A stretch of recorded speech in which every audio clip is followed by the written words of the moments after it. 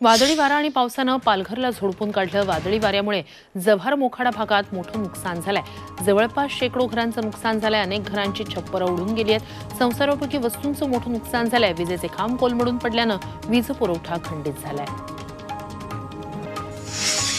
रायगडला वादळी वाऱ्यासह अवकाळी पावसाचा तडाखा बसलाय। माणगाव तालुक्यातील पुरार नांदवी परिसरात झालेल्या वादळानं 40हून अधिक घरांचं आणि काही गोठ्यांचं नुकसान झालंय। अनेक घरांवरचे पत्रे कौलं उडून गेली आहेत। अन्नधान्य भिजलंय। पंचनामे करून मदत द्यावी अशी मागणी नागरिक करतायत। काय झालं माहिती आहे